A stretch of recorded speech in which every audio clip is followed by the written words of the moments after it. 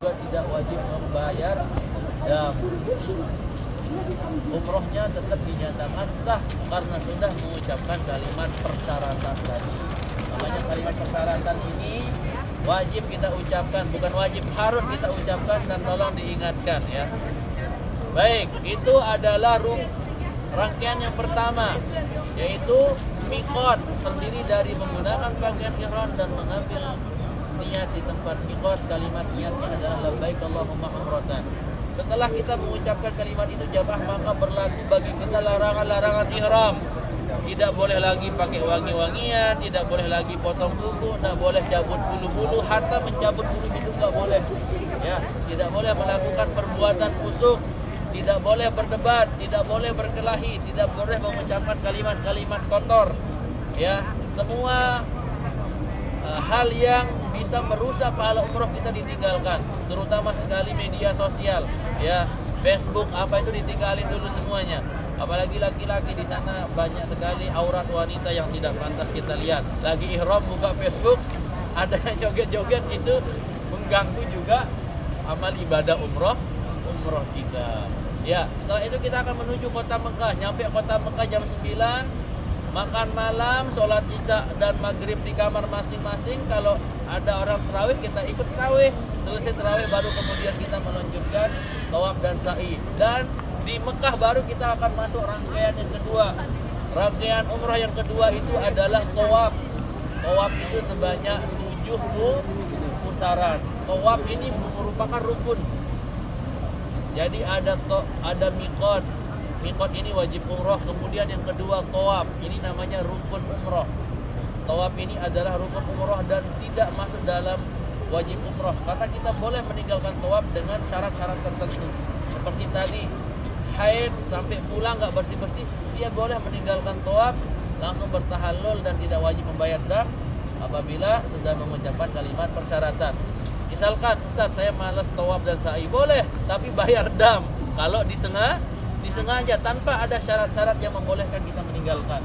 Syarat yang lain contohnya tiba-tiba di perjalanan waliyazubillah kritis, sesak nafas, koma di rumah sakit, maka nggak wajib dia tawaf dan sa'i, langsung boleh tahallul di rumah sakit.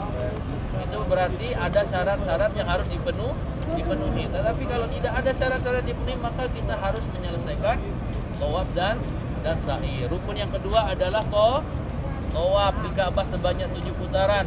Tawaf yang pertama atau putaran yang pertama itu terhitung dari manakala jamaah sejajar dengan Hajar Aswad. Nanti ada tanda lampu hijau di area tawaf. Sebelah kanan tanda lampu hijau. Ketika jamaah sudah sejajar dengan lampu hijau tersebut, berarti jamaah sudah sejajar dengan Hajar Aswad. Karena lampu hijau itu menunjukkan bahwa itu kita sedang sejajar dengan Hajar Aswad. Maka kita mulai putaran pertama dari tanda lampu hijau atau di Hajar Aswad dengan mengangkat tangan kanan, mengucapkan Bismillahi Allahu Akbar. Kemudian kita mulai putaran yang pertama, kita melewati multazam, melewati rukun Iraqi, rukun Syami, sampai ketemu rukun Yamani. Baru kemudian kita disunahkan memperbanyak Rabbana atina fid dunya hasanah wa fil akhirati hasanah wa qina adzabannar. Selesai rukun Yamani, kita ketemu Hajar Aswad, maka sudah terhitung selesai putaran yang pertama, dan secara otomatis kita mulai putaran yang kedua sebanyak berapa? 7 putaran, diawali dari Hajar Aswad dan diakhiri juga di Hajar Aswad. Apa bacaan-bacaan tawaf? Tidak ada bacaan-bacaan wajib yang kita baca ketika tawaf. Tidak ada bacaan-bacaan wajib yang dibaca ketika tawaf.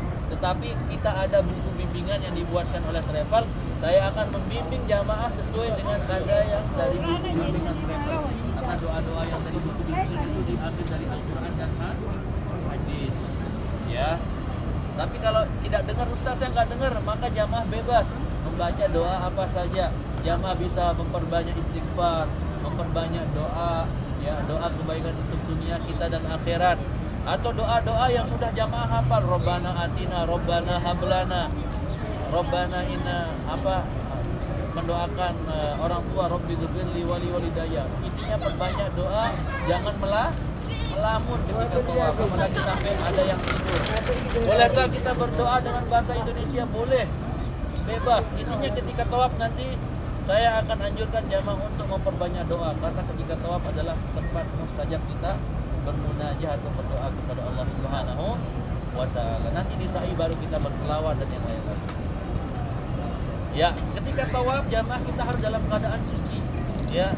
Jadi ketika tawaf wudunya dijaga, jangan kentut ketika tawaf, karena syarat sah tawaf itu harus suci. Jadi kentutnya ditahan, jangan ada yang kentut ketika tawaf sampai selesai 7 putaran. Adapun sa'i maka boleh dalam keadaan tidak bersuci. Misalkan selesai tawaf, selesai, Ustaz sudah lama saya tampus, kan tidak masalah. Yang penting sudah selesai 7 putaran, cuman jangan buang sembarangan juga, nanti pingsan di belakang ya. Tapi bagaimana kalau sementara tawaf kita bersentuhan dengan Itu. Jadi di sini kita kalau di sini baru berlaku rukhsah namanya, keringanan. Berapa koper yang di sana tuh?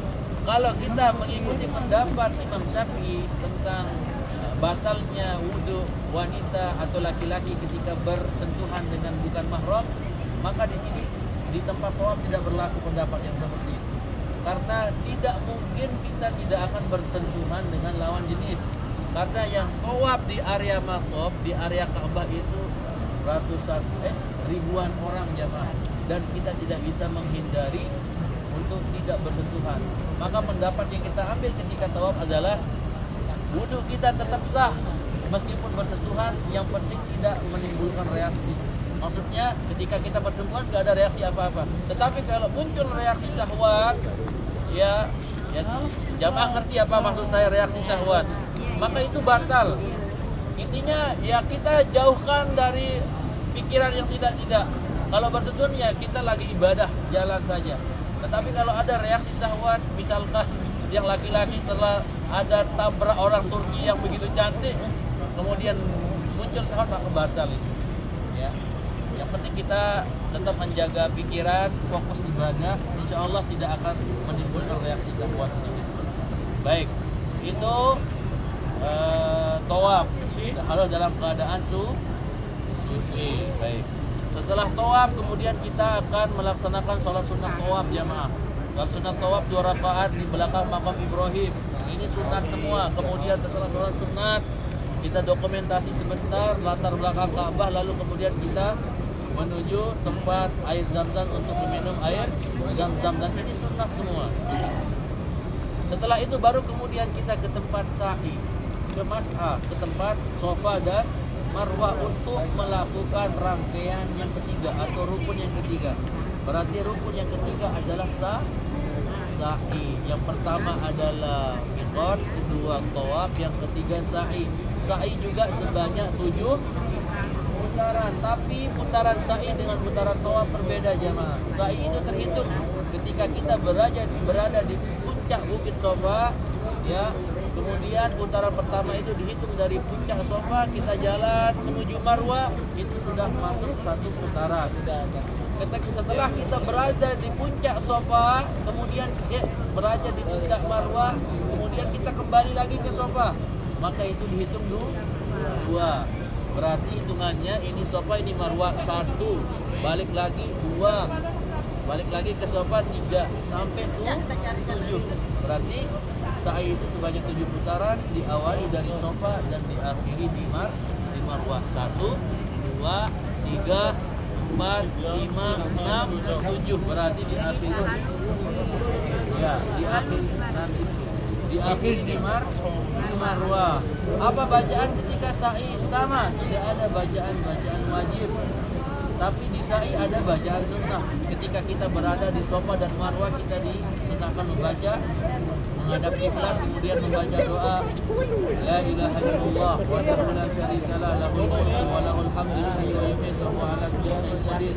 La ilaha illallah wahda anjaza wa'da wa nasara 'abdah wa hazamal ahzaba wahda. Itu kita disunahkan membacanya ketika kita berada di Safa dan Marwah. Kemudian ada sunnah yang lain datang dari Abdullah bin Umar di bawah tanda lampu hijau. Ada nanti yang akan kita lewati bawah tanda lampu hijau di antara Safa dan Marwah, itu kita disunahkan membaca Allahumma ghfir warham wa'fu wa takarram wa tajawaz amma ta'lam innaka ta'lam. Panjang bacanya, nanti akan saya bimbing ya. Intinya jamaah jangan risau, semua bacaan ketika tawaf dan sa'i kita bimbing dan kita baca sama. Selesai sa'i 7 putaran, maka kita mengakhiri umroh kita dengan rukun yang terakhir atau rangkaian yang terakhir, yaitu tahallul. Dan tahallul ini juga merupakan wajib umroh. Orang tidak akan dikatakan sah umrohnya sampai dia menyelesaikan tahallulnya. Berarti ada 4 rangkaian. Tahallulnya wanita hanya mengambil ujung rambut dengan ukuran satu ruas jari saja. Ambil ujung rambut, ukuran ruas jari, boleh lebih juga, mungkin setengah jari, kemudian dipotong. Itu untuk tahallulnya wanita. Ya. Adapun tahallulnya laki-laki adalah dengan gundul. Itu yang afdol. Ya. Boleh Kak pendek Ustadz? Boleh. 2 cm, 3 cm, bahkan Imam Syafi'i mengatakan hanya memotong 3 helai rambut saja sudah sah. Tetapi itu tentunya tidak maksimal. Kalau mau yang sempurna maka gundul. Tapi jangan jadikan mutawif nanti sebagai alasan mutawifnya aja nggak gundul. Saya tidak pernah gundul kecuali di haji saja ya. Kalau umroh saya pendek.